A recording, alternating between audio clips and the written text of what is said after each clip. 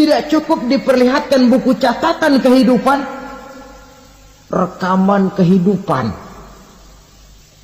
Rekaman kehidupan kita secara utuh sejak terlahir sampai ajal datang merenggut nyawa.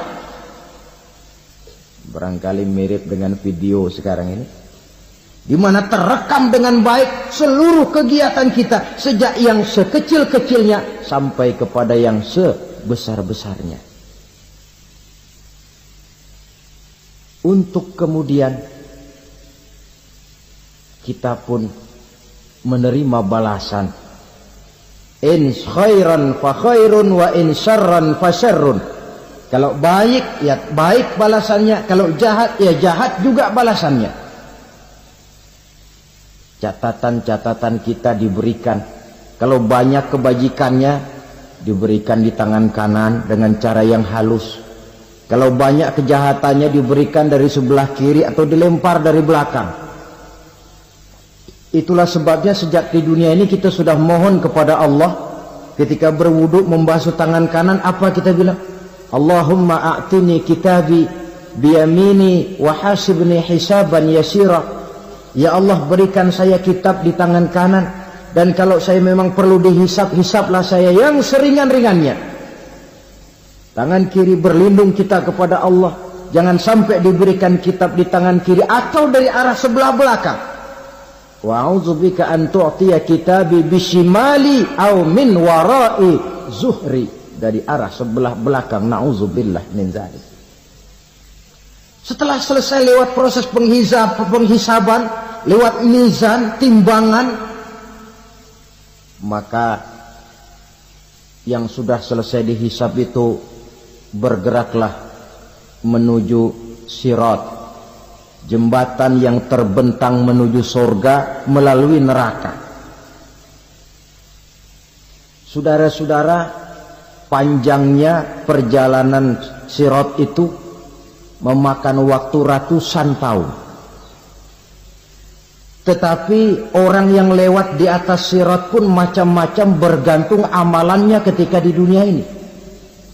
Ada yang lewat di atas sirat itu kalbarkil khatib, seperti kilat yang menyambar, lep, sudah sampai dia di surga. Cepat bukan main. Ada yang lewat di atas sirat itu seperti orang lari-lari. Ada yang lewat di atas sirat itu seperti orang jalan biasa. Ada yang sambil merangkak, ada yang sambil ngesor, ada yang sambil gelayutan, ada yang selamat sampai ke ujung ke surga, ada yang tergelincir jatuh masuk ke dalam neraka, bergantung amalannya dalam kehidupan di dunia sekarang ini. Tiap kita akan melewati yang namanya sirat ini. Saudara-saudara kaum muslimin yang saya hormati, dengan demikian mereka yang selamat melalui sirat sampai ke terminal akhir surga, mereka yang ketika dihisab ternyata banyak kejahatannya daripada kebaikannya, mereka singgah di dalam neraka. Nah, adapun orang-orang yang beriman menurut ayat Quran dan hadis Nabi itu nanti ada bermacam-macam. Ada orang beriman itu yang dimasukkan surga. Ada orang beriman itu yang dimasukkan ke dalam surga. Ada orang beriman itu yang disebut penduduk surga. Kenapa lain-lain, Pak? Karena waktu di dunia amalannya juga lain-lain. Ada orang beriman yang masuk surga. Ini paling murah tiketnya. Mau masuk surga? Kata Nabi begini, ma min abdin qala la ilaha illallah thumma mata ala dhalik illa dakhalal jannah. Kalau seorang hamba sudah mengucap dua kalimat syahadat, dia yakin dengan kebenaran kalimat itu sampai matinya, orang itu akan masuk surga. Abi Dzar yang waktu itu diajak bicara heran, ya Rasul kok gampang betul? Iya, walaupun orang itu mencuri, iya, walaupun orang itu berzina, iya, biar dia mencuri, biar dia berzina, kalau dia sudah mengucap 2 kalimat syahadat, dia yakin dengan kebenaran kalimat itu sampai matinya, itu orang akan masuk surga. Jadi masuk surga cukup 2 kalimat syahadat, yakin sampai mati, masuk surga. Itu perkara masuk. Tapi kalau pertanyaannya diterusin, masuknya kapan Pak? Nah, ini lain lagi urusannya. Sebab ada yang masuknya itu langsung, ada yang mampir dulu. Di sana tempat cuma 2, kalau tidak surga, neraka. Mau ke surga tapi mampir dulu, yang mampirnya jelas di neraka. Kenapa? Dalam hadis qudsi ada riwayat, nanti itu di akhirat, setelah Allah selesai mengatur penduduk surga masuk surga, yang neraka masuk neraka, Allah berkata kepada malaikat Malik, malaikat Malik, labaik ya Allah, itu bajingan-bajingan tengik, manusia-manusia durjana yang waktu di dunia tidak mau sujud, jauh dari ulama, gemar melakukan yang munkarat dan maksiat, hidup di tengah masyarakat selalu jadi bibit keonaran, kufur, sudah masuk neraka semua. Sudah ya Allah. Nah, kalau sudah, coba sekarang kamu masuk Malik. Saya, iya, masuk neraka. Mau apa ya Allah? Kata Allah, akhriju minan nar man kana fi qalbihi misqala habatin min khardalin min iman. Kau masuk neraka, cari di dalam neraka orang-orang yang ada imannya walaupun kecil sebesar biji zarah, angkat mereka keluar. Apabila datang kematian menimpa seseorang, datanglah kiamat baginya. Itu yang disebut dengan kiamat kecil. Hakikatnya mati adalah perpindahan dari kehidupan di dunia ini menuju kehidupan di alam barzakh. Menunggu kita di alam barzakh sampai datangnya saat kiamat, entah 10 tahun, entah 100 tahun, entah 1000 tahun, hanya Allah saja yang maha tahu. Adapun orang-orang beriman yang melakukan amal kebajikan dalam kehidupan di dunia ini, masa penantian yang lama di alam barzakh buat mereka sebentar saja.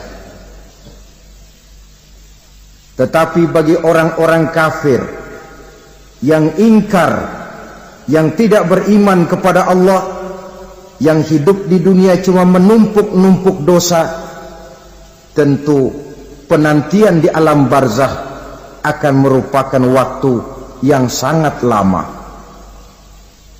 Bukankah dalam kehidupan kita waktu itu memang relatif?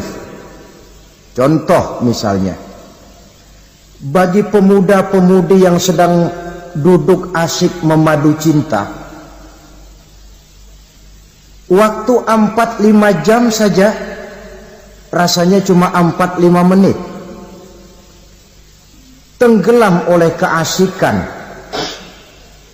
Tapi buat orang yang berbaring di rumah sakit, meratap di balik-balik apa itu tembok derita kata lagu, di balik dinding-dinding penjara, sehari bagai seminggu, seminggu rasa sebulan, sebulan boleh jadi rasa setahun. Penantian yang sangat lama. Kapan kiamat itu akan datang? Ini rahasia Allah. Jangankan kita yang orang awam, baginda Nabi sendiri tidak diberitahu oleh Allah kapan kiamat itu akan terjadi. Tetapi sungguh pun demikian, banyak hadis-hadis yang menjelaskan ciri atau tanda-tanda datangnya kiamat. Nah, kalau sudah bicara soal tanda, tanda kiamat itu ada dua. Pertama yang disebut alamatus sughra, tanda-tanda kecil. Ini waktunya masih ada tenggang. Ada yang dinamakan alamatul kubra, tanda-tanda besar. Artinya kiamat sudah diambang pintu. Apa tanda-tanda kecil dari datangnya hari kiamat itu? Misalnya kata Nabi, apabila ilmu sudah diangkat oleh Allah. Artinya apabila ulama sudah banyak wafat, minat orang belajar agama berkurang, lalu kebodohan nampak merajalela di mana-mana, zina dikerjakan secara terbuka, minuman-minuman keras jadi kebanggaan. Itu termasuk di antara tanda-tanda kecil terjadinya hari kiamat. Apalagi misalnya iza waladatil ammatu rabbataha, apabila budak sudah melahirkan tuan. Apa maksudnya? Ada yang mentafsirkan apabila anak sudah bisa membudaki orang tuanya. Orang tua yang melahirkan dia, yang membesarkan dia, demi setelah si anak besar jadi orang berpangkat, bertitel, berharta, berkedudukan, jadilah orang tua itu budaknya. Sehingga sering dibilang kalau orang tua kaya, anak jadi raja. Tapi kalau anak yang kaya, orang tua sering jadi budak. Apalagi munculnya fitnah yang bergelombang, timbul perang antara dua bangsa yang besar, waktu berjalan terasa sangat pendek sekali. Itu merupakan tanda di antara tanda-tanda kiamat. Termasuk di dalamnya sulit membedakan mana laki, mana perempuan. Kan kalau tanda-tanda kayak begini sekarang sudah banyak kita lihat kan. Ulama banyak wafat, penggantinya sulit. Zina dikerjakan berterang-terangan, minuman keras jadi kebanggaan, banyak anak membudaki orang tuanya, sulit membedakan mana laki mana perempuan. Kadang-kadang dari belakang kita lihat perempuan bener, begitu kita colek nengok jenggotan.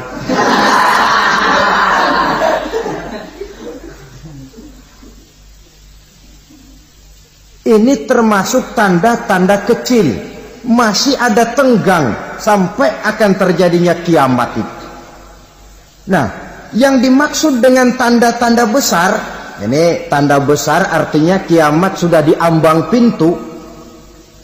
Pertama, matahari terbit dari sebelah barat. Apabila matahari sudah terbit dari arah sebelah barat, tertutuplah sudah pintu taubat. Bersabda Nabi kita, la taqumus sa'atu hatta tatlu'a syamsu min maghribiha.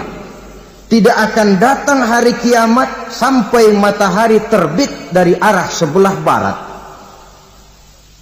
Fa iza tala'at, manakala matahari telah terbit dari arah sebelah barat, wara'ahan nasu, manusia banyak menyaksikan itu, amanu ajma'un, mereka pun lalu beriman. Yang tadinya kafir, yang tadinya ingkar, yang tadinya membangkang, setelah melihat matahari terbit dari sebelah barat, buru-buru beriman, berlomba-lomba mengucap dua kalimat syahadat. Tapi apa yang terjadi? Kata Nabi, wadzalika hina la yanfa'u nafsan imanuha lam takun amanat min qabl. Hari itu adalah hari yang iman sudah tidak berguna lagi bagi seseorang apabila sebelumnya memang dia tidak pernah beriman. Au kasabat fi imaniha khaira, atau beriman tetapi tidak pernah melakukan kebajikan di dalam keimanannya itu. Hari yang sudah kasib, hari yang sudah terlambat, beriman tidak akan ada gunanya lagi. Ini pelajaran buat kita. Sebelum sang surya terbit dari sebelah barat, sebelum nafas sampai di tenggorokan, artinya pintu taubat masih terbuka. Kalau dua hal itu sudah terwujud, nafas sudah sampai di kerongkongan atau matahari sudah terbit dari arah sebelah barat, tertutuplah sudah pintu taubat. Tak ada lagi gunanya pangkat, jabatan, harta, bahkan beriman pun dalam suasana macam itu. Too late, kata orang Kulon. Sudah terlambat. Matahari terbit dari arah sebelah barat. Itu tanda besar, artinya kiamat sudah di ambang pintu. Lalu apalagi tanda besar? Munculnya Dajjal. Dajjal artinya pendusta-pendusta yang menyesatkan manusia. Ada dua macam Dajjal, saudara. Ada Dajjal kecil. Ini Dajjal kelas teri. Kalau ini sejak zaman Rasulullah sudah ada itu. Tiap zaman ada. Di zaman Rasulullah misalnya ada yang bernama Aswad al-Unsi dari Yaman. Ada yang namanya Musailamah al-Kazzab dari Yamama. Ada yang namanya Ibnu Sayyad dari Madinah. Ini Dajjal di zaman Rasul. Musailamatul Kazzab memproklamirkan diri jadi nabi dia. Di zaman Rasul masih hidup. Ini Dajjal zaman Nabi. Di zaman sahabat muncul Dajjal. Di zaman kita sekarang ini Dajjal pun gentayangan. Dajjal kelas teri. Kerjanya mendustakan manusia, menyesatkan manusia, memalingkan manusia dari jalan yang benar dan diridhoi oleh Allah Subhanahu wa taala. Adapun yang merupakan tanda besar dari datangnya kiamat, Dajjal kelas kakap.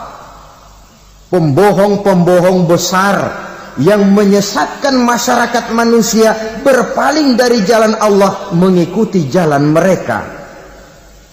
Apa sih ciri Dajjal itu? Kata Nabi dalam hadis Bukhari Muslim, "Inna Dajjala", sesungguhnya yang namanya Dajjal itu yakhruju, satu saat akan muncul mendekati hari kiamat. Wa inna ma'ahu ma'an, si Dajjal ini membawa air. Wanaran, dan juga membawa api. Dua simbol. Di tangan yang satu dia bawa air, di tangan yang satu dia bawa api. Wa ammal ladzi yarahu an-nasu ma'an fanarun.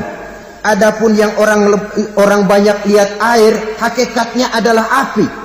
Yang dilihat api, hakikatnya adalah air. Oleh sebab itu, kalau api yang ditawarkan, ambillah air. Kalau air yang ditawarkan, pilihlah api. Maksudnya apa ini? Ini bahasa simbol, saudara-saudara. Dajjal bicaranya seolah-olah untuk kepentingan manusia. Menawarkan surga. Surga yang dia tawarkan hakikatnya neraka. Hai manusia, kalau kau mau bahagia, jangan dekat-dekat dengan agama. Solat itu tidak efektif dan efisien, tidak produktif dari segi ekonomi itu. Menghadiri majelis taklim cuma buang-buang waktu. Tahajud, tasbih, tahlil, baca Quran, apa itu? Pekerjaan mubazir saja. Hidup ini cuma sekali. Masa yang cuma sekali, manfaatkan dengan sebaik-baiknya. Mumpung. Dibawanya sifat mumpung, tetapi dalam pengertian yang sangat negatif. Bicaranya seolah-olah untuk kepentingan manusia, tetapi sebenarnya menjerumuskan manusia. Menawarkan air, tapi sebenarnya api. Menawarkan api, tapi hakikatnya air. Buat apa kamu sholat? Buat apa kamu bayar zakat? Buat apa kamu puasa? Surga yang dicanangkan Dajjal, hakikatnya neraka. Neraka yang digambarkan Dajjal, pada dasarnya adalah surga. Jadi memutarbalikkan fakta itu kerjaan Dajjal. Yang hak jadi batil, yang batil dibilang hak, yang benar jadi salah, yang salah malah jadi benar. Tuntunan disuruh jadi tontonan, tontonan malah menjadi tuntunan. Itu pekerjaan Dajjal profesinya. Zamannya Nabi Adam, Dajjalnya kan iblis. Betul? Betul. Apa sih gang kerayuan iblis itu? Allah setelah menciptakan Nabi Adam kan bilang, Adam, kau dan istrimu Hawa tinggal di surga ini. Seluruh fasilitas yang ada di surga persilahkan kau nikmati. Satu yang tidak boleh, jangan coba-coba dekati pohon khuldi. Dekat saja jangan, apalagi sampai memetiknya. Datang Dajjal yang namanya iblis ini. Adam, kamu tahu nggak kenapa tidak boleh makan buah khuldi? Ya nggak tahu, pokoknya saya dilarang. Bodoh kamu Dam. Khuldun artinya kekal. Kalau kamu makan itu buah, kau akan kekal di surga buat selamanya. Allah tidak kepengen, maka dilarang kamu makan buah khuldi. Kalau kau ingin kekal di surga Adam, makan saja. Saya bicara begini ini untuk kepentingan kamu Adam. Ini kan ciri-ciri Dajjal. Bicaranya sih seolah-olah untuk kepentingan Nabi Adam, hakikat sebenarnya menjerumuskan Nabi Adam supaya ingkar dan melanggar larangan dari Allah Subhanahu wa ta'ala. Jadi setelah muncul Dajjal, timbul kekacauan-kekacauan di masyarakat. Banyak yang terpengaruh, terpedaya dan terpesona. Termasuk mereka yang memproklamirkan diri jadi nabi. Mereka yang memproklamirkan diri jadi rasul di zaman sesudah Rasulullah wafat, itu adalah Dajjal-Dajjal. Maka saya ingatkan, kalau di zaman kita sekarang ini ada orang ngaku jadi nabi, ada orang ngaku jadi rasul, biar bahasa Arabnya kental, Quran hafal, hadis ribuan hadis hafal, biar pakai serban sampai menyengser ke tanah, bahasa Arabnya fasih, tapi dia mengaku jadi nabi, jadi rasul, kita umat Islam wajib tidak percaya. Wajib untuk tidak percaya. Itulah Dajjal-Dajjal zaman kita sekarang ini. Tidak mustahil mereka datang mempengaruhi orang-orang awam supaya berpaling dari Rasulullah, mengikuti mereka. Nah, di akhir zaman nanti, mendekati hari kiamat, Dajjal ini muncul, Dajjal kelas kakap, menyesatkan masyarakat manusia untuk berpaling dari Islam, mengikuti seruan mereka. Apalagi di antara datangnya kiamat itu, tanda yang besar itu, turunnya Nabiullah Isa Al-Masih, putra Maryam. Menurut berbagai hadis yang sahih, Nabi Isa Al-Masih nanti akan turun lagi. Tidak membawa risalah yang baru, tapi meluruskan risalah Islam ini yang telah banyak ditinggalkan oleh masyarakat. Bahkan ada hadis menjelaskan beliau akan membunuh Nabi, mematahkan kayu-kayu salib, lalu melaksanakan haji dan umrah mengikuti syariat Nabi Muhammad, bukan membawa agama baru.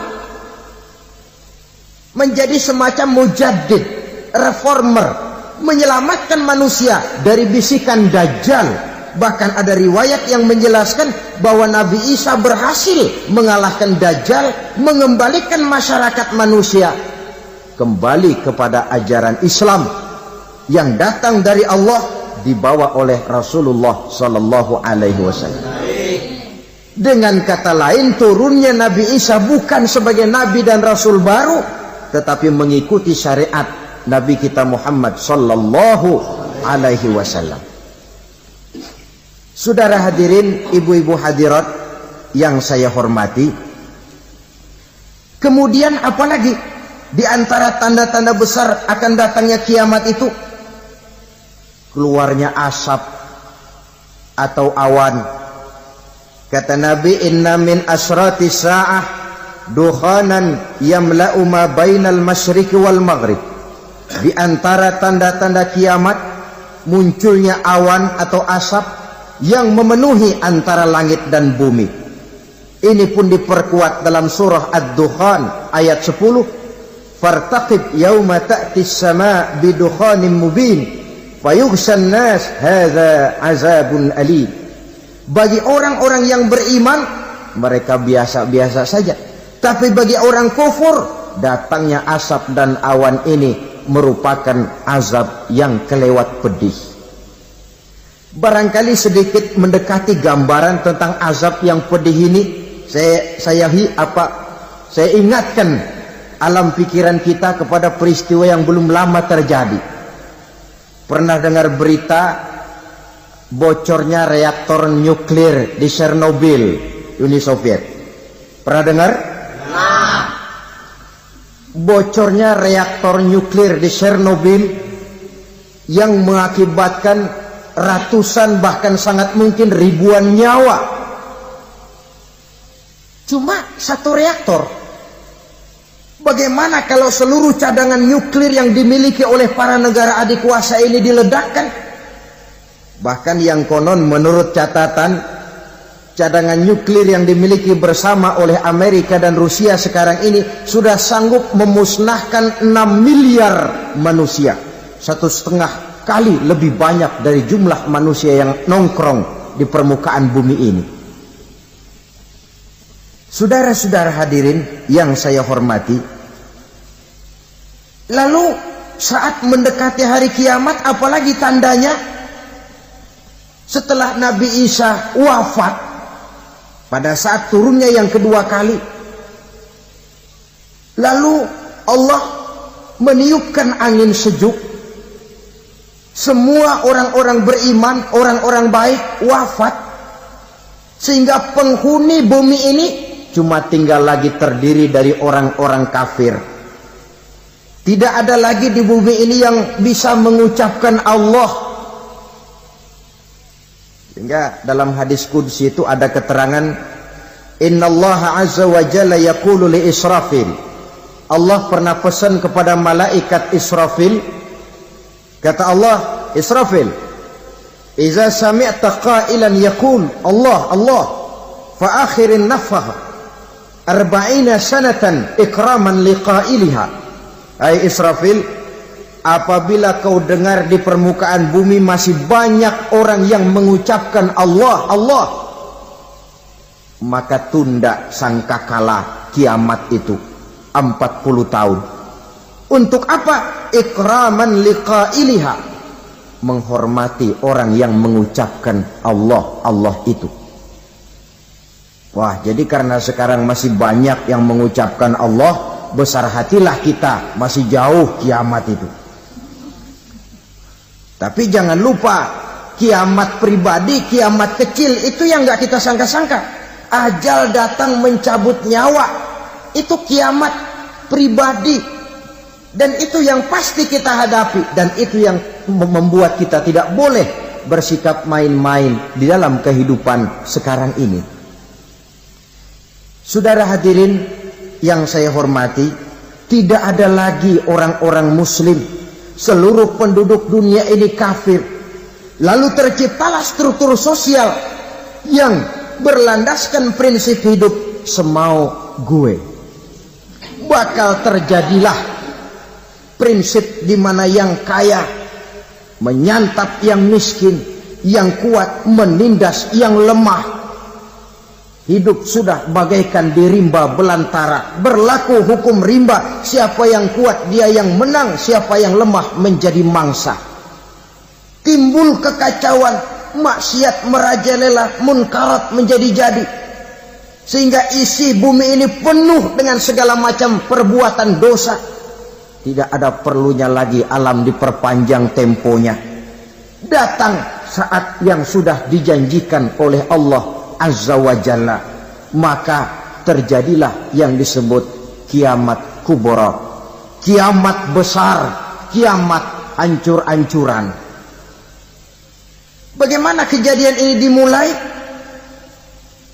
Dalam surah Az-Zumar ayat 68, Allah Subhanahu wa taala berfirman, "Wa nufikha fis-suri fasa'iqa man fis samawati wa man fil ardi illa man sya'allahu." Maka manakala ditiuplah sangkakala, terkejutlah seluruh yang ada di langit dan seluruh yang ada di bumi.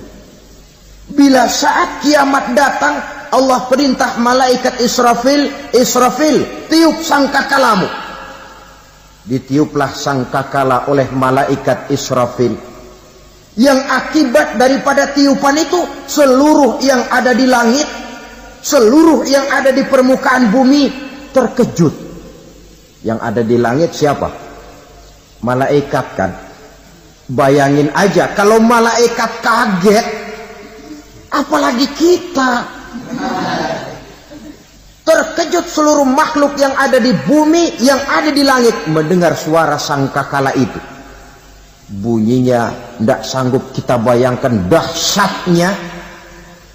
Ledakan nuklir, ledakan neutron, belum apa-apa ketimbang bunyi sangkakala malaikat Israfil ini.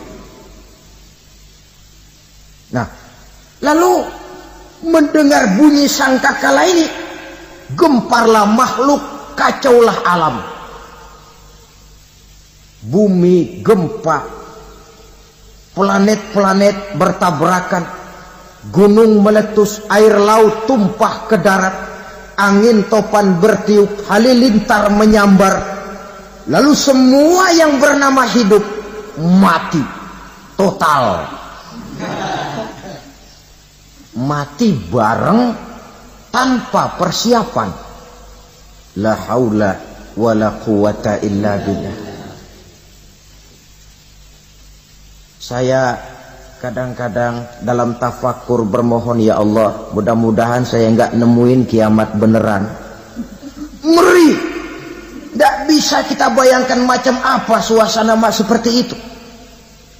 Allah saja banyak memberikan gambaran, misalnya Al-Qari'ah, wa mal qari'ah, wa ma adraka mal qari'ah. Kejadian yang menggemparkan. Tahukah kamu apa kejadian yang menggemparkan itu? Yauma yakunun nasu kal farasil mabsus wa takunul jibalu kal ihnil manfus. Pada saat itu manusia berterbangan bagai kupu-kupu. Gunung berterbangan seperti kapas ditiup angin. Gunung saja macam kapas, konon lagi manusia. Kematian total, mulai semut sampai gajah mati, jin mati, iblis mati, malaikat mati. Malaikat saja mati.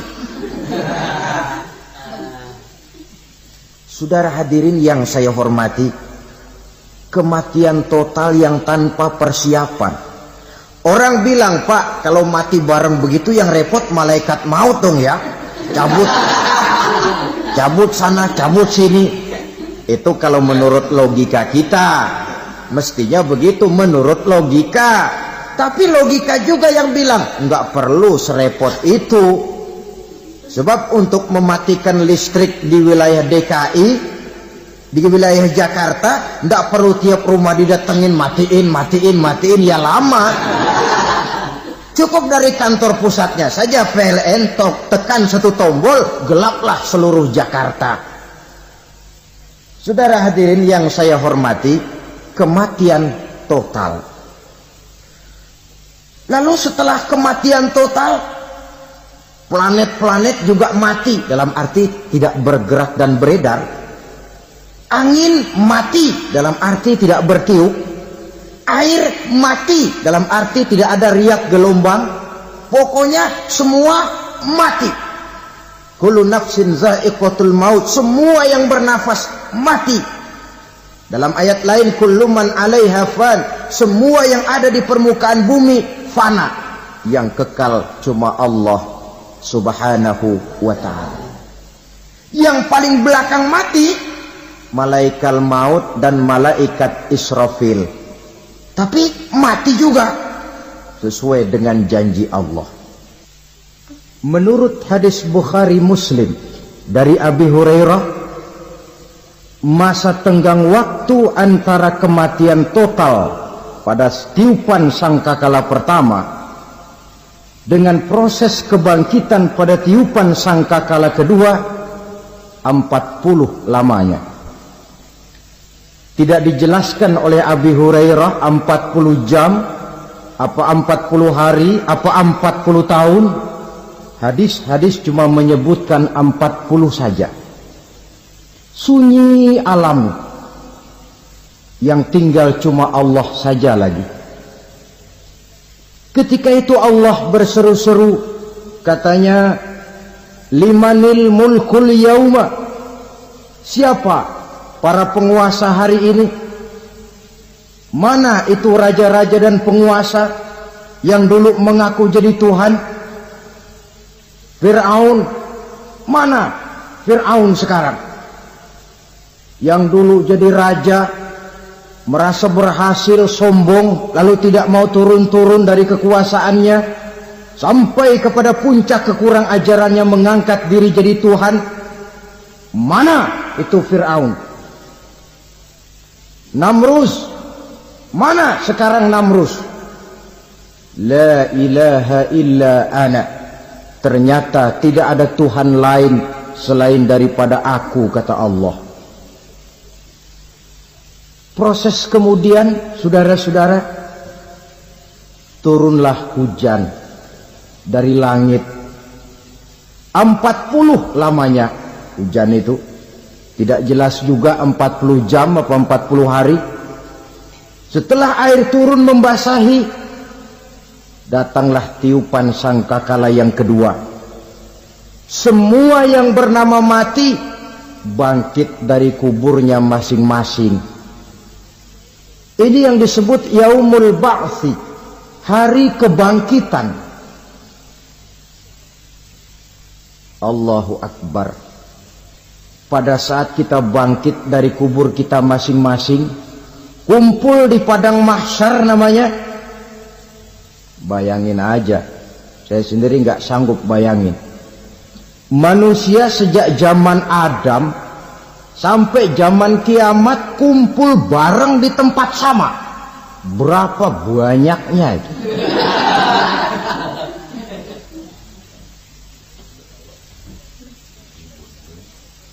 Dan yang luar biasa, menurut satu riwayat, pada saat bangkit itu, Masya Allah, roman muka kita berubah, disesuaikan dengan amalan kita waktu di dunia ini. Barang siapa yang waktu di dunia amalannya itu amalan tikus, di akhirat nanti dia bangkit dari kubur, mukanya seperti muka tikus. Gagah betul badannya, tapi mukanya seperti tikus. Kenapa? Amalannya waktu di dunia seperti amalan tikus. Apa amalan tikus itu? Suka ngegeragoti barang yang sudah disimpan rapi-rapi. Orang sudah simpan uang rapi-rapi, simpan perhiasan rapi-rapi, digeragoti oleh tikus. Maling-maling, pencoleng-pencoleng, koruptor-koruptor, itu nanti di akhirat nanti kita lihat mukanya seperti muka tikus. Oh, ini waktu di dunia suka nyolong, mukanya seperti muka tikus. Barang siapa yang waktu di dunia ini amalannya itu amalan macan, dia akan bangkit nanti mukanya seperti muka macan. Apa amalan macan? Macan itu amalannya menang-menangan. Orang yang mau menang saja nggak mau mengalah. Coba lihat di hutan, kenal hutan nggak? Di hutan, raja hutan di mana-mana pasti macan, betul kan? Betul. Padahal hutan belum pernah bikin pemilihan umum. Tapi macan tidak peduli ada pemilihan umum apa tidak, pokok saya raja. Sebab apa? Macan jadi raja itu bukan karena benar, tapi karena kuat jadi raja. Setelah dia jadi raja, rakyat hutan yang mesti dilindungi malah dimakan oleh raja macan. Kambing rakyat hutan dimakan oleh macan. Ayam rakyat hutan dimakan oleh macan. Itu nanti kita lihat di akhirat itu mukanya seperti muka macan, gagah betul. Lalu barang siapa yang di dunia ini amalannya itu seperti amalan anjing, nanti dia punya muka seperti muka anjing. Apa amalan anjing? Pertama, anjing itu kalau disuruh jaga rumah, dia tidak bisa membedakan mana maling, mana tamu. Biar yang datang maling, kalau bawa tulang, anjing kalem. Yang kedua, anjing itu akan setia kepada siapa saja yang memberinya roti. Siapa yang memberinya roti, itulah majikannya. Apa kata majikannya, pasti dia laksanakan. Soal benar atau salah, dia tidak peduli. Setelah anjing dapat roti, dia tidak punya pilihan lain kecuali bilang, abdi mah kumaha juragan wae ayeuna mah.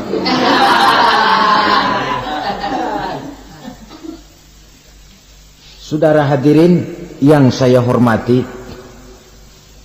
berkumpul di padang mahsyar, tiap orang sibuk dengan persoalannya masing-masing. Matahari waktu itu didekatkan oleh Allah, panas luar biasa. Ada yang saking panasnya itu mencucurkan peluh keringat sampai sebatas mata kakinya. Ada yang keringatnya sampai sedengkulnya, ada yang keringatnya sampai sepusatnya, ada yang keringatnya mengalir sampai sebahunya. Ada yang kelelap oleh keringatnya sendiri, sementara orang di sampingnya enggak apa-apa. Bergantung lagi amalan dia waktu di dunia ini. Saudara-saudara, sebagian orang dalam kepanikan padang mahsyar berombong-rombong datang mereka menghadap Nabi Adam. Ya Adam, anta abal bashar. Hai Adam, Tuhan adalah bapak moyang manusia. Kami sebentar lagi akan disidang, dimintakan pertanggungan jawab. Tolonglah kami, hai Adam. Kata Nabi Adam, jangankan nolongin sampean, saya sendiri tanggung jawab di hadapan Allah. Ketika dulu tidak boleh makan khuldi, saya serobot. Sudahlah, urus diri masing-masing saja, nafsi. Begitu kata Nabi Nuh, begitu kata Nabi Ibrahim. Tiap orang bertanggung jawab sendiri-sendiri. Ketika itulah saudara-saudara, nikmatnya menjadi umat Nabi besar Muhammad sallallahu alaihi wasallam. Sebab apa? Walaupun menurut abjad kita ini umat paling belakang, kan paling belakang kita ini toh, karena Nabi Muhammad adalah Nabi akhir. Tapi akan dihisap lebih dulu, lewat di atas sirat lebih dulu, masuk surga lebih dahulu ketimbang umat-umat belakangan. Ketika Rasul mendekati ajal, beliau tanyakan itu kepada malaikat Jibril. Malaikat Jibril berkata, Muhammad jangan khawatir, Allah sudah berjanji, inni haramtul jannata ala sairil anbiya hatta tadkhulaha anta, wa haramtuha ala sairil umami hatta tadkhulaha ummatuka.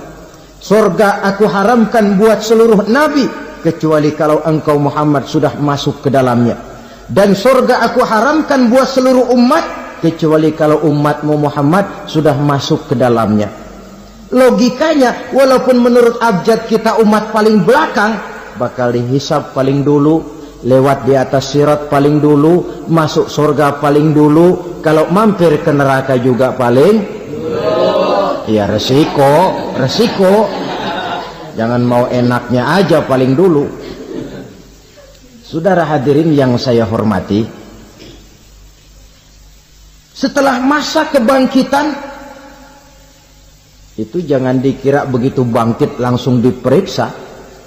Masih menunggu menanti ribuan tahun perhitungan padang mahsyar, untuk sampai kepada proses yang disebut yaumul hisab, hari perhitungan. Seorang demi seorang bakal dipanggil. Bayangkan saja, kita se-RT saja di absen, kadang-kadang perlu waktu lama. Ini manusia sejak zaman Nabi Adam sampai datang hari kiamat, satu demi satu disidang di hadapan Qadhi Rabbul Jalil. Status sosial copot sudah waktu itu.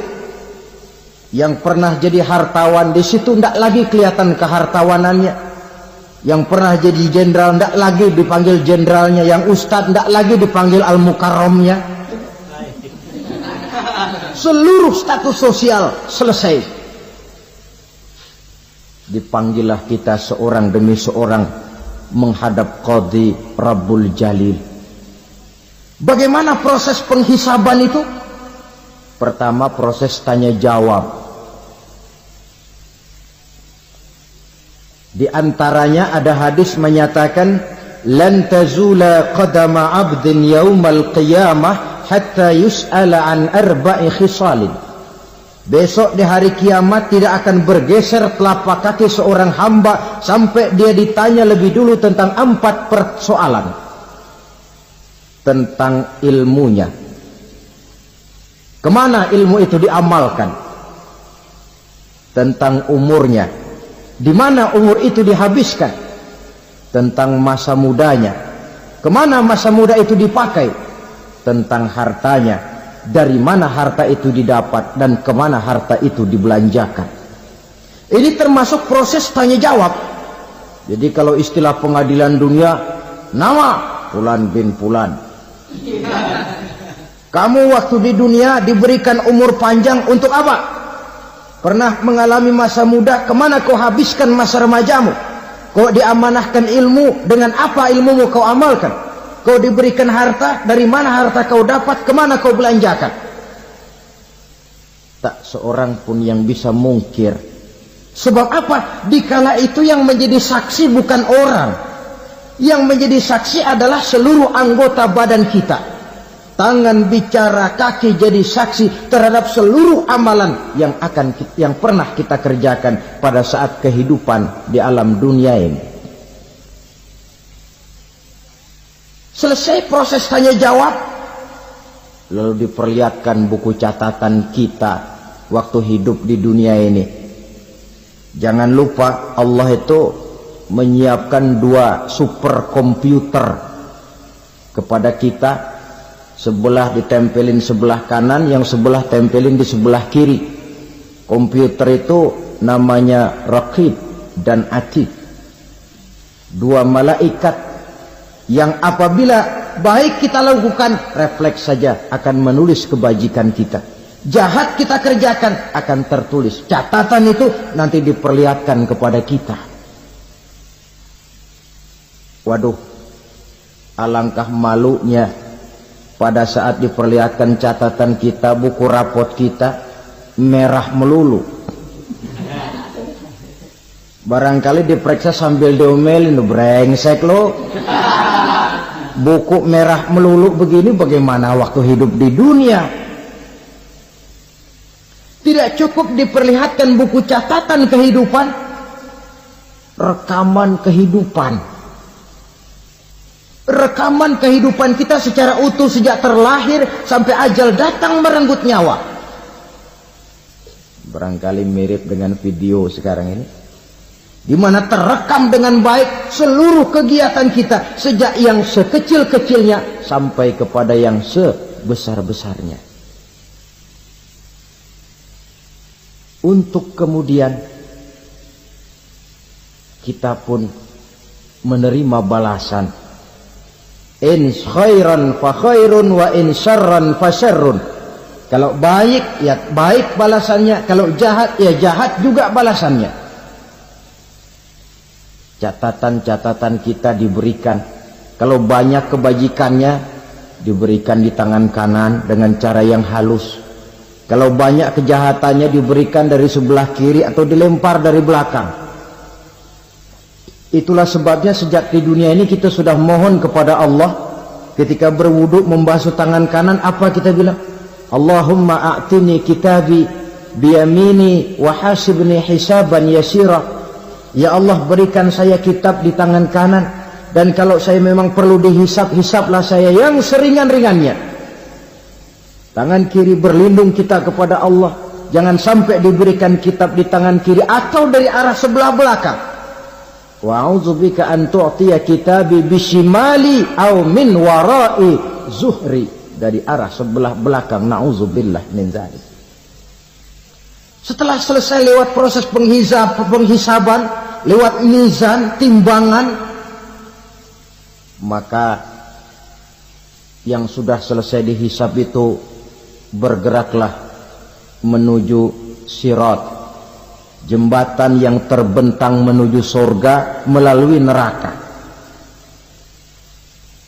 Saudara-saudara, panjangnya perjalanan sirat itu memakan waktu ratusan tahun.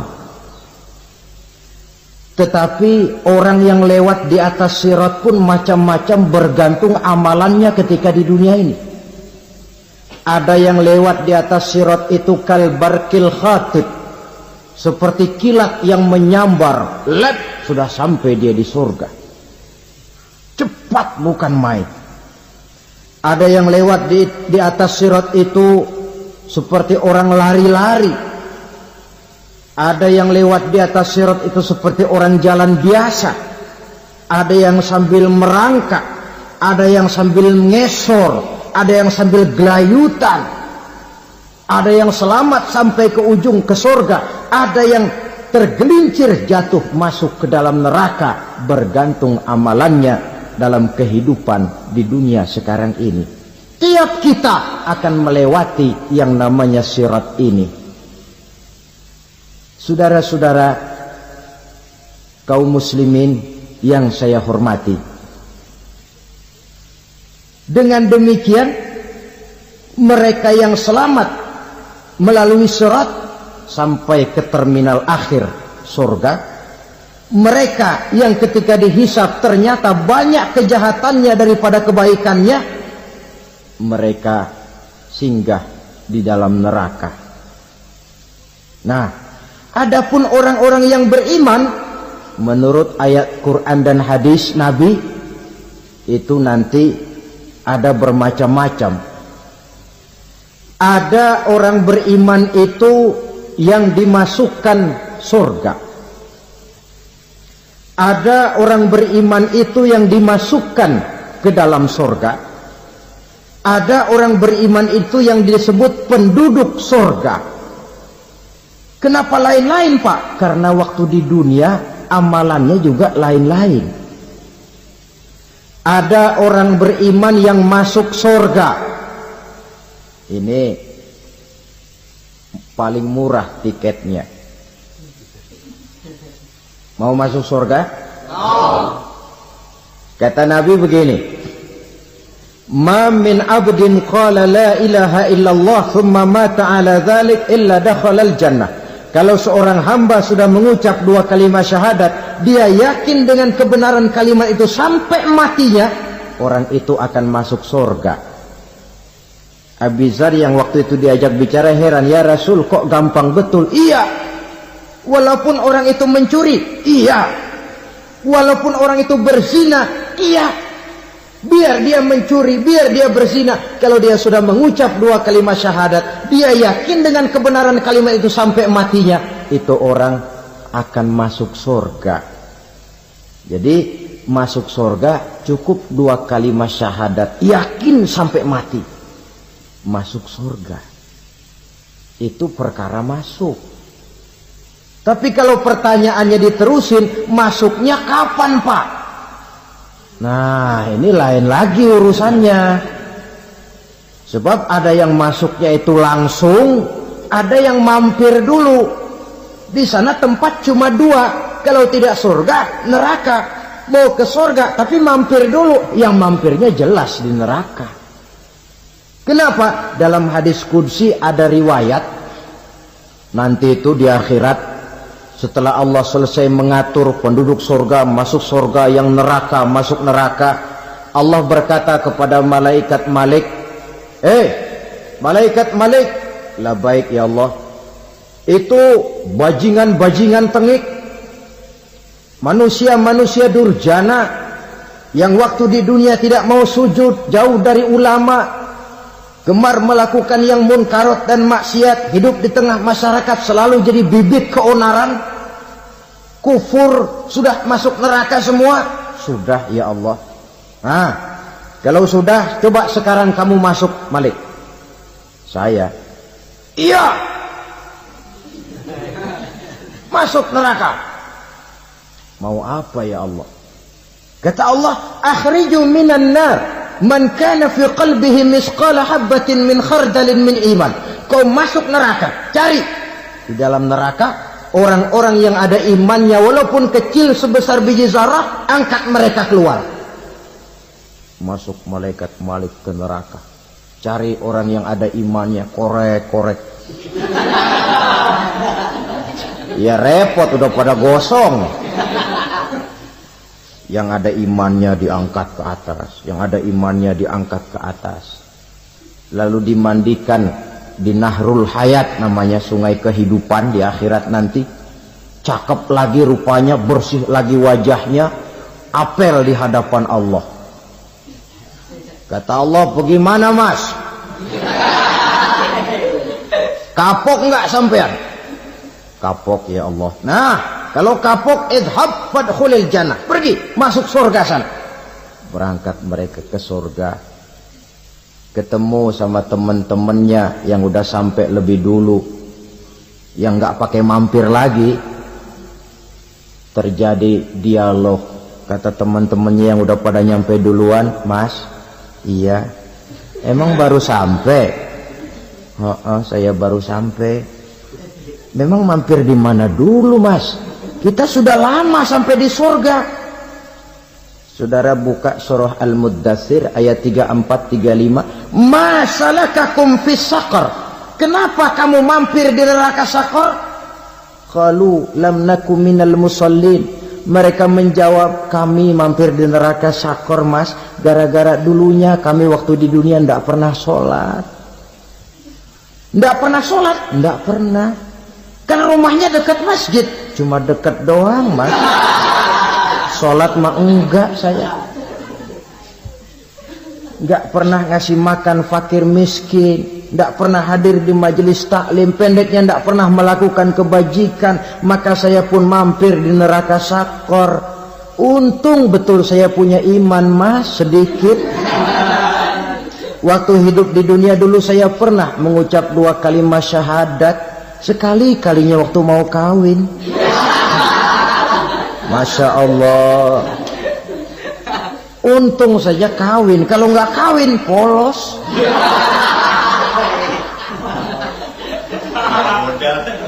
Itu juga pengulu sudah setengah mati ngajarin. Asyhadu alla, asyaduaan, asyaduaan.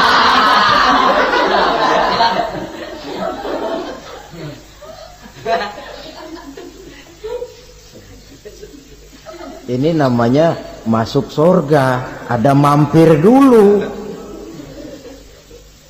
Ada pula orang mukmin itu yang dimasukkan surga. Namanya dimasukkan kan terima beres.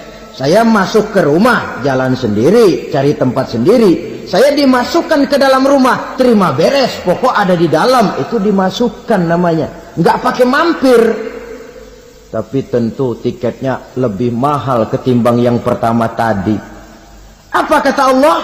Innal ladzina amanu wa amilus solihat la ukaffiranna anhum sayyi'atihim wa la udkhilannahum jannah. Sesungguhnya orang-orang yang beriman kemudian beramal soleh, kami hapuskan segala dosa dan kesalahannya, kami masukkan mereka ke dalam surga. Lihat ayatnya, Allah yang memasukkan, kita yang dimasukkan. Tidak pakai transit, tidak usah mampir. Cuma tidak cukup syahadat, tidak cukup amanu, tapi diiringi dengan wa'amilus sholih. Iman, amal. Tidak cukup syahadat, lalu dibuktikan dia sholat, dia zakat, puasa, lalu dia melakukan berbagai macam kebajikan.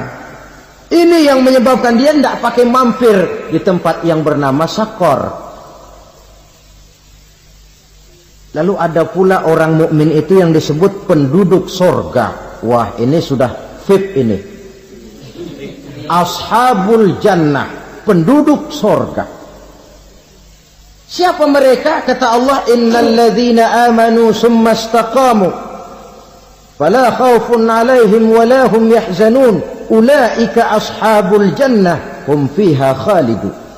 Sesungguhnya orang-orang yang beriman lalu istiqamah, tetap dalam melaksanakan perintah Allah, tidak goyang, tidak labil tapi stabil, istiqamah, mereka tidak takut dan tidak bersedih hati. Merekalah penduduk sorga. Iman, istiqamah. Tidak punya duit, sembahyang. Banyak duit, sembahyang. Miskin, sembahyang. Kaya, tetap sembahyang. Istiqamah. Kadang orang kalau susah rajin ke masjid, banyak duitnya ngelihat masjid melengos. Itu yang dibilang waktu miskin hamba Allah, setelah kaya jadi hamba harta. Bergeser, tidak ada nilai istiqomahnya. Saudara-saudara, dengan begitu penduduk neraka itu dua. Ada penduduk permanen, ada penduduk yang semi permanen. Yang semi permanen orang-orang beriman yang mempunyai dosa besar. Mereka masuk ke neraka untuk menerima azab sesuai dengan dosanya. Bila selesai masa azab itu, mereka akan diangkat untuk ditempatkan kembali ke dalam surganya Allah Subhanahu wa ta'ala. Nah, dikala itulah saudara-saudara, ada yang disebut syafaat dari Rasulullah Sallallahu Alaihi Wasallam. Tapi tentu jangan lupa, syafaat ini ibarat kain menambal dia. Kita punya kain bolong-bolong sedikit, syafaat yang menambal. Solat kita ada kurang dikit, sedekah kita ada campur riak dikit, amalan kita ada tidak karena Allah dikit, kita berharap syafaat. Jadi biarlah kain masih bolong-bolong, yang penting punya kain. Tapi kalau kainnya tidak ada, yang ditambal apanya?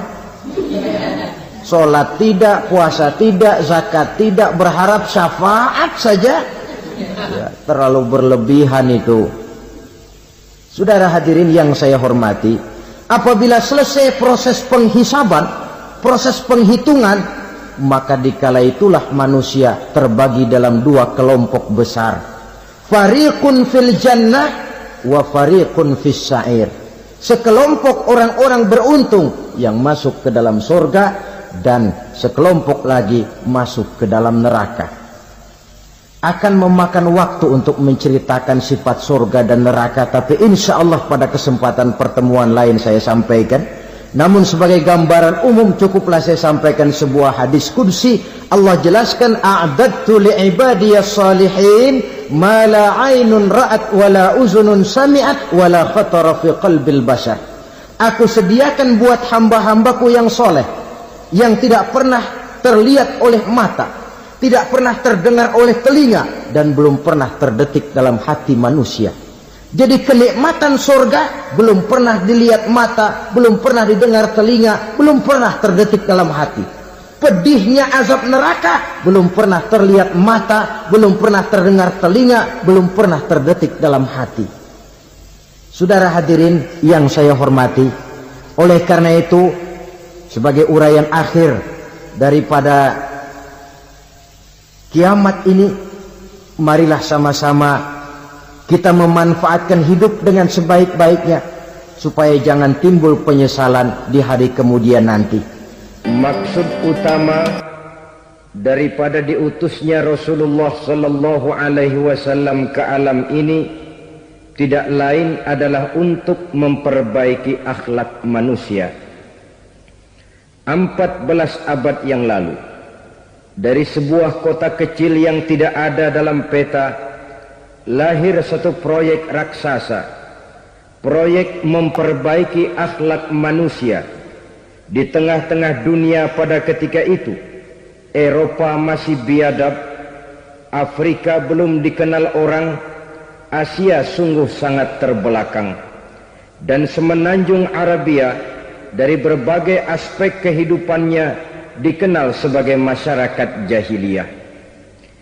13 tahun pertama dari perjuangan selama periode Mekah, apa yang dilakukan oleh baginda Rasul tidak lain adalah memperbaiki akhlak manusia kepada Allah Subhanahu wa ta'ala dengan menanamkan roh, jiwa dan semangat tauhid.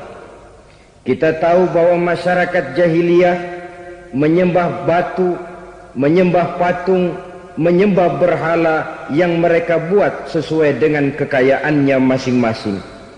360 berhala di sekeliling Ka'bah merupakan bukti nyata dari sesembahan mereka.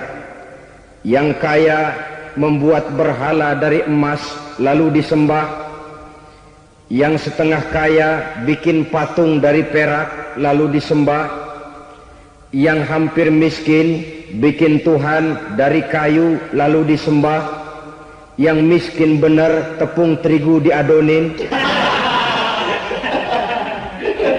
lalu dibentuk seperti wujud seseorang kemudian disembah. Dan apabila selesai nyembah perutnya terasa lapar, Tuhannya habis dipretelin. Sepanjang sejarah kemanusiaan cuma masyarakat jahiliyah saja yang sampai makan Tuhan.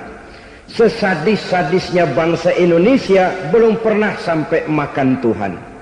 Maka menghadapi manusia seperti ini, yang pertama dilaksanakan oleh Rasul memperbaiki akhlak mereka kepada Allah, menanamkan la ilaha illallah, bahwa tidak ada Tuhan yang perlu disembah selain daripada Allah Subhanahu wa ta'ala. Ini hakikatnya merupakan inti daripada ajaran Rasul-Rasul terdahulu. Kenapa? Seluruh Rasul bersumber dari satu sumber yang sama, yaitu dari Allah Subhanahu wa ta'ala. Maka prinsip ajaran ketuhanan yang mereka bawa tentu saja sama. Nabi Adam mengajarkan la ilaha illallah, Nabi Nuh mengajarkan la ilaha illallah, cuma tentu sambungannya Nuh Rasulullah. Nabi Ibrahim mengajarkan la ilaha illallah, Ibrahim Rasulullah. Nabi Musa mengajarkan la ilaha illallah, Musa Rasulullah. Bahkan Nabi Isa mengajarkan la ilaha illallah, Isa Rasulullah. Dan Nabi Muhammad mengajarkan la ilaha illallah, Muhammadur Rasulullah. Akhlak manusia kepada Allah dengan menanamkan tauhid. Jadi kalau ingin berakhlak yang benar kepada Allah, jaga tauhid, pegang teguh akidah. Saudara-saudara kaum muslimin rahimakumullah, lawan daripada tauhid adalah kufur. Kufur bisa dua, bisa kufur iman, bisa kufur nikmat. Kufur itu sifatnya, kafir itu orangnya. Ada orang kufur iman, dan ini merusak akhlak kepada Allah Subhanahu wa ta'ala. Kufur iman itu kadang-kadang bentuknya syirik, orangnya disebut musyrik. Kufur iman itu kadang-kadang bentuknya nifaq, orangnya disebut munafik. Kufur iman itu kadang-kadang bentuknya riddah, orangnya disebut murtad. Ini merupakan jenis daripada kufur-kufur iman dan tergelincirnya manusia daripada akhlak kepada Allah Subhanahu wa ta'ala. Benar, di zaman sekarang kita tidak menyembah berhala. Memang di zaman sekarang kita tidak menyembah patung. Iya, kita tidak berkeyakinan Tuhan lebih dari satu. Tapi kadang-kadang akhlak kita kepada Allah sering lentur dan luntur, sering bergoyang dan tergoncang, sering kena erosi dan polusi. Bahwa kita tidak menyembah Latta, Uzza, Manat dan Hubal seperti masyarakat jahiliyah dahulu, memang. Tapi Latta zaman sekarang, Uzza zaman sekarang, Manat dan Hubal di zaman sekarang, berhala-berhala di abad kita sekarang ini kadang-kadang bernama harta, kadang-kadang bernama wanita, kadang-kadang bernama tahta, mungkin juga bernama Toyota. Sesuatu yang lebih kita agungkan daripada Allah, menjelmalah dia menjadi berhala-berhala di zaman kita sekarang ini. Manakala kita di kantor sudah lebih takut kepada kepala bagian kita daripada kepada Allah, maka Tuhan kita barangkali adalah kepala bagian kita. Manakala kita sudah lebih takut kepada manusia daripada kepada Allah, bergeserlah akhlak kita kepada Allah, mengagungkan manusia dan menomorduakan Allah. Maka di zaman sekarang akhlak kita kepada Allah sering kena erosi, sering kena polusi. Mungkin karena sulitnya lapangan kerja, tingginya tensi ekonomi, persaingan hidup yang makin tajam, sulitnya mencari lapangan kerja, orang kadang-kadang nekat, sedikit pertimbangan, picik pandangan, mudah melakukan potong kompas, sehingga terjadilah perbuatan-perbuatan yang memelencengkan akhlak kita kepada Allah Subhanahu wa ta'ala. Kadang-kadang terjebak mempercayai selain daripada Allah, kadang-kadang terjebak di dalam mengagungkan yang selain daripada Allah lebih dari yang seharusnya. Terkenalah akhlak kita kepada Allah jaringan-jaringan erosi dan polusi. Kufur sebagai lawanan daripada tauhid merupakan sifat daripada orang yang tidak berakhlak kepada Allah. Bentuknya pertama bisa syirik. Syirik itu artinya meyakini ada Tuhan lain selain daripada Allah. Itu yang namanya syirik. Jadi percaya Tuhan ada, cuman Tuhannya kelebihan. Itu yang disebut syirik, dan itu merupakan cerminan dari akhlak yang rusak kepada Allah Subhanahu wa ta'ala. Berkeyakinan Tuhan lebih dari satu, berkeyakinan bahwa Tuhan itu beranak atau diperanakkan, atau mengagungkan sesuatu sama dengan Allah, atau menjadikan yang selain Allah sebagai tujuan akhir daripada perjalanan kehidupan ini, maka itu sudah terjebak kita dalam musyrik. Dan syirik satu dosa yang tidak berampun. Bahasa kasarnya, yang namanya syirik itu jenis bapak moyangnya dosa. Saudara-saudara, sebab itu saya pesan, kalau memang terpaksa, biasanya yang tinggal di kota-kota besar itu kalau tidak kepengen dosa kan susah. Kalau terpaksa harus bikin dosa, cari yang kecil-kecil saja, yang kira-kira taubatnya gampang. Umpamanya pulang sholat Jumat nukar sendal, umpama yaitu jelas dosa. Tapi dosa yang taubatnya agak mudah. Jangan sampai terjebak ke dalam syirik, menyekutukan Allah. Kalau sudah menyekutukan Allah, Allah dimadu, murka benar Allah kepada kita. Innallaha la yaghfiru ayyushraka bih wa yaghfiru ma duna dzalika liman yasha. Allah tidak akan memberi ampun kepada orang yang menyekutukannya dengan sesuatu, tapi Allah mau mengampunkan dosa yang selain itu bagi orang yang dikehendakinya.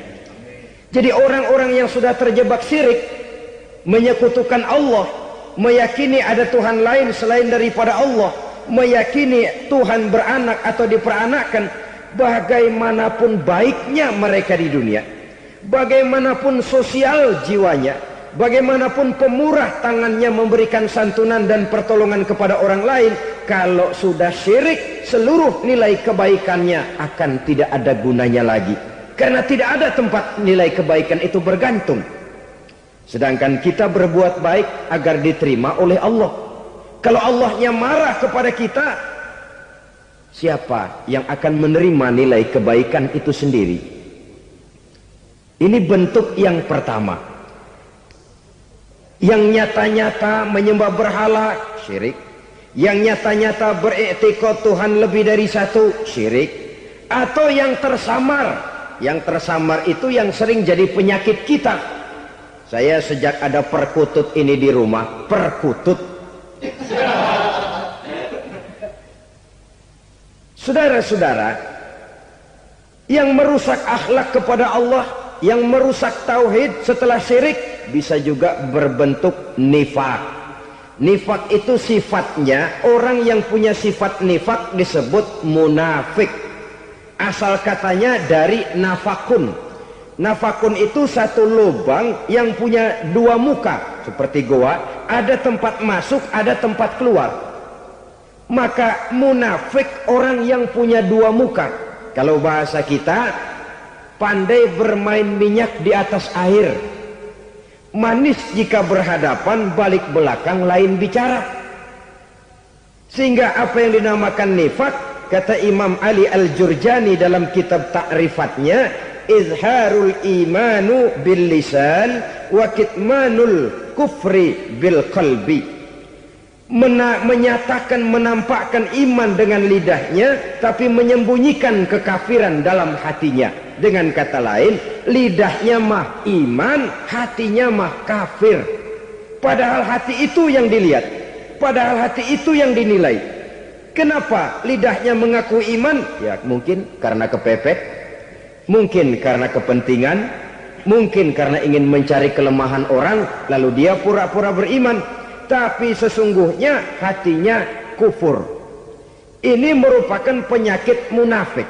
Dan terus terang, menghadapi orang munafik jauh lebih berat daripada menghadapi orang kafir.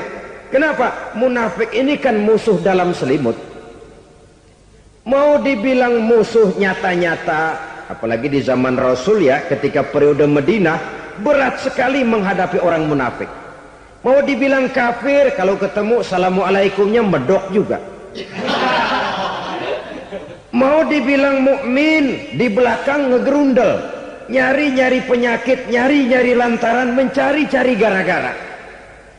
Kalau kafir jelas kafirnya, kalau musyrik jelas musyriknya. Tapi munafik, di depan kita dia mengaku beriman, di belakang kita dia caci maki kita. Maka demikian rupa watak orang munafik, Allah benci betul. Sampai dalam Quran orang munafik itu divonis innal munafikin fid darkil asfal minan nar. Orang-orang munafik di dasar jurang neraka yang paling bawah, keraknya neraka. Saudara-saudara kaum muslimin rahimakumullah. Sebab munafik sangat berbahaya. Membahayakan umat, membahayakan agama. Di depan kita mereka ngaku pura-pura beriman. Kalau pidato luar biasa, memuji agama setinggi langit, menampakkan seolah-olah dia orang yang dekat dengan agama. Saudara-saudara, agama penting, agama mutlak. Tapi yang ngomong begitu agamanya apa? Remeng-remeng. Cuma sekedar lipstick, cuma sekedar dekorasi, cuma sekedar kamuflase buat ngibuli orang lain. Dia mengaku beragama, mengatakan agama mutlak, menganggap agama penting, seolah-olah memperhatikan benar tentang tatanan kehidupan beragama, tapi sebenarnya di hatinya tidak lebih berkecamuk penyakit-penyakit kufur. Maka sifat munafik ini termasuk menodai tauhid, artinya merusak akhlak kita kepada Allah Subhanahu wa ta'ala. Sifat yang ketiga yang juga merusak akhlak kita kepada Allah dinamakan riddah. Riddah itu sifatnya, orang yang punya sifat riddah disebut murtad. Murtad keluar dari Islam. Keluar dari Islam tentu tadinya di dalam Islam. Oleh satu perbuatan dia bisa menjadi murtad. Misalnya tadinya dia iman benar kepada Allah, tapi melarat. Kadang-kadang sehari masak, 3 hari libur. Akhirnya oleh kesulitan ekonomi dia tidak kuat. Ada yang menawarkan kebaikan, dibawain supermi, dibawain obat-obatan, diberikan beras. Goyah imannya.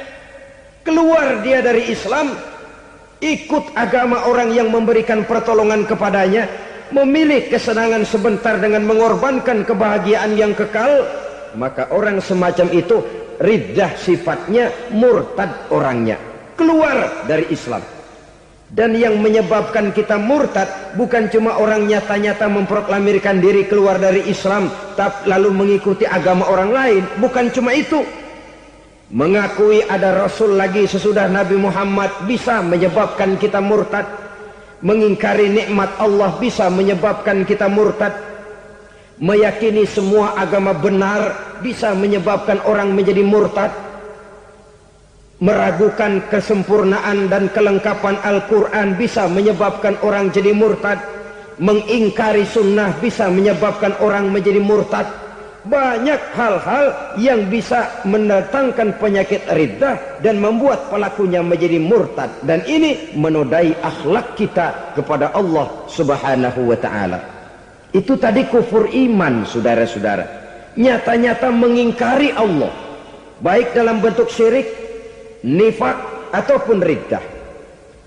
Kufur yang kedua dinamakan kufur nikmat. Apa itu kufur nikmat? Sitru ni'matil mun'im au ya'malu fi mukhalafatil mun'im. Menutup-nutup nikmat Allah atau melakukan perbuatan yang menentang, bertentangan dengan kehendak yang memberikan nikmat. Jadi kufur nikmat pertama, nutup-nutupin Tuhan. Tuhan jalingin. Duit lu banyak amat, dari mana? Gua kerja. Lalu kerjanya nomor satu.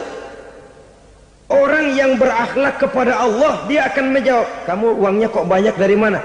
Rizki dari Allah. Caranya, saya kerja. Kerja itu cara, rizki itu dari Allah datangnya. Bukankah di zaman sekarang kita sering terpleset? Ini merupakan cerminan dari rapuhnya akhlak kita kepada Allah Subhanahu wa ta'ala. Karena usaha saya memang, karena saya peras keringat banting tulang, tentu. Tapi sadarkah kita bahwa sepanjang yang bisa kita lakukan cuma berusaha, peras keringat banting tulang, pergi pagi pulang sore? Tapi bisakah kita memastikan hasil usaha kita? Apalagi yang paling dekat, misalnya saja yang sungguh-sungguh di luar jangkauan kemampuan kita, soal rizki, soal jodoh, soal maut. Kitakah yang mengatur? Kitakah yang menentukan? Subhanallah. Manusia sungguh tidak berdaya menghadapi tiga hal paling pokok ini. Rezeki, kita cuma bekerja. Kitakah yang menentukan? Tidak. Kita berusaha saja, rezeki belum pasti dapat. Apalagi kalau kita tidak berusaha. Jangan terjebak dalam fatalisme. Belum perang udah nyerah. Emang dasar rezeki datangnya dari Tuhan, gak usah kerja. Dan ntar juga kalau dia datang. Dari mana datangnya? Kerja saja belum tentu dapat rezeki, apalagi kalau tidak kerja. Yang jelas usaha perlu kepastian, itu urusan Allah. Ini akhlak kepada Allah Subhanahu wa ta'ala. Jodoh juga begitu. Kita berusaha, kita berupaya, Allah menghendaki lain jadinya. Maut juga begitu. Siapa sih yang pengen ngadepi maut? Siapa sih yang pengen mati? Siapa sih yang pengen ketemu malaikat Israel? Tidak seorang pun kalau ditanya, kecuali mereka yang putus asa ya. Kalau otaknya masih normal, mau mati mesti belakangan dulu dikit. Tapi yang satu itu, saudara, kalau dia sudah datang, tenaga mana yang bisa menolak? Kalau dia sudah berkunjung, kekuatan mana yang bisa menghindar? Kalau dia sudah ingin bertemu, kemana kita bisa melarikan diri? Manusia sepanjang yang dia lakukan hanya berusaha, tapi kepastian, ketentuan dari Allah Subhanahu wa ta'ala. Orang yang kufur nikmat, nutupin Allah. Dia merasa rezekinya adalah mutlak peras keringatnya. Seolah-olah Allah nggak punya peranan apa-apa di situ. Oh, ini kan saya bisa rumah begini karena saya kerja keras. Oh, ini mobil saya begini, saya kerja keras. Beras keringat banting tulang keras.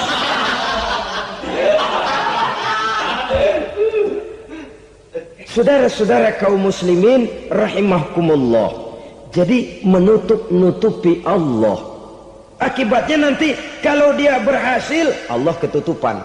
Kalau dia gagal, orang lain dicaci maki, dicari kambing hitam. Yang kambing hitam kan mahal. Karena orang sering cari-cari kambing hitam. Jarang orang mau jujur kalau bertemu kesulitan lalu mencari sebab pada dirinya sendiri. Yang paling enak ya nyalain orang. Lo begitu. Orang lain yang paling enak kita salahin. Au ya'malu fi mukhalafatil mun'im, atau dia melakukan sesuatu yang tidak sesuai dengan kehendak yang memberikannya nikmat. Diberikan kita tangan, mulut sih nggak berhenti. Terima kasih Tuhan, alhamdulillah saya dikasih tangan. Cuma nih tangan enteng mat nabokin orang mulu. Itu sudah mukhalafatul mun'im, bertentangan dengan kehendak yang memberikan nikmat. Diberikan harta, mulutnya mah basah. Terima kasih Tuhan, alhamdulillah dikasih harta. Tapi pelitnya minta ampun. Kikir, koret, medit. Ini juga termasuk kufur nikmat, mempergunakan suatu nikmat bertentangan dengan kehendak daripada yang memberikan nikmat itu sendiri. Saudara-saudara kaum muslimin rahimakumullah. Oleh karenanya kufur iman memang lebih bahaya daripada kufur nikmat. Tapi jangan lupa, kufur nikmat bisa menyeret orang kepada kufur iman. Nah kalau Allah udah dialingin, Tuhan sudah di nomor 2-in, lama-lama kenapa dia tidak mendewakan dirinya sendiri? Mendewakan pangkatnya, mendewa-dewakan otaknya, mendewa-dewakan kemampuannya. Pada awalnya dia memang cuma kufur nikmat, tapi lambat laun kalau ini tidak diobati, secara pasti orang akan mengarah kepada kufur iman. Bisa berbentuk syirik, bisa berbentuk nifak, bisa berbentuk riddah. Saudara-saudara, oleh karena itu menjaga akhlak kepada Allah mutlak penting. Sebab apa? Kita tidak berakhlak kepada manusia saja, kita dikucilkan dari pergaulan. Kalau kita tidak berakhlak kepada Allah, dikucilkan oleh Allah. Hadis qudsi menyatakan, man lam yashkur ala na'mai wa lam yasbir ala balai falyakhruj min tahtis samai falyatlub rabban siwaya. Kata Allah, siapa orang yang tidak mau bersyukur terhadap nikmat yang aku berikan kepadanya dan tidak mau sabar terhadap ujian yang aku berikan kepadanya, falyakhruj min tahtis samai, persilahkan saja keluar dari kolong langitku, waliyatlub rabban siwaya, tolong cari Tuhan lain selain daripada aku. Murka Allah, diusir, cuman gak kedengeran aja. Siapa yang tidak mau syukur terhadap nikmatku, siapa yang tidak mau sabar terhadap ujian yang aku berikan kepadanya, persilahkan keluar dari kolong langitku ini, cari Tuhan lain selain aku. Dan langit Tuhan yang punya, Tuhan kita lawan, diusir dari kolong langit, mau pindah ke kolong mana?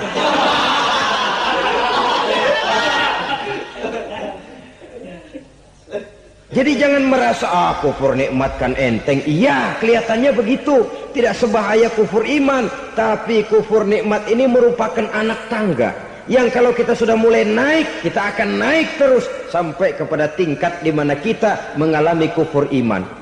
Kalau sudah ke sana, maka akhlak kita kepada Allah terkenalah erosi, terkena polusi, hancur akhlak kepada Allah. Dan itulah sumber kesengsaraan abadi. Kalau cuma kita tidak berakhlak kepada manusia, barangkali resikonya cuma kehidupan di dunia ini. Mungkin juga ada kehidupan akhirat. Tapi kalau sudah tidak berakhlak kepada Allah, dunia akhirat kita rugi dan celaka. Maka pada kesempatan ini saya mengajak, marilah jaga baik-baik akhlak kita kepada Allah. Satu kali kita bertauhid, sampai mati kita bertauhid. Satu kali la ilaha illallah, jangan tergelincir lagi kita keluar daripada kalimat itu. Satu kali kita bertuhankan Allah, jangan bertuhan yang lain selain daripada Allah. Jangan sekutukan Allah. Jangan samakan Allah dengan sesuatu. Jangan mengangkat yang lain sama agungnya dengan Allah. Sebab dengan demikian kita seolah-olah sudah mengotori akhlak kita kepada Allah Subhanahu wa ta'ala. Ini berat, saudara-saudara. Ini tidak ringan. Kadang-kadang saya katakan tadi, masalah ekonomi. Kadang-kadang persaingan hidup yang makin tajam, di tengah lapangan kerja yang makin sulit, di tengah orang banyak potong kompas. Kalau berpatokan kepada nilai tauhid, la ilaha illallah, tidak ada Tuhan selain Allah, maka saya tidak akan takut kecuali hanya kepada Allah. Saya tidak akan menggantungkan hidup kecuali hanya kepada Allah. Saya tidak akan minta rezeki kecuali hanya kepada Allah. Kadang-kadang situasi yang nekat membuat kita kehilangan keseimbangan, kehilangan pertimbangan, picik pandangan. Akibatnya kita merusak akhlak kepada Allah Subhanahu wa ta'ala. Ironinya kan orang sekarang kalau ditanya, lu nyolong ya? Iya. Kok berani? Emang. Lu nggak tahu Tuhan lihat? Tahu. Kok nyolong juga? Biarin. Kalau Tuhan mah lihat, jangan ribut. Nggak ribut katanya. Kalau orang lihat, 2 orang saja tahu, geger kelurahan. Ini kan sudah mendustai dirinya sendiri, sudah merusak akhlaknya kepada Allah Subhanahu wa ta'ala. Tuhan nggak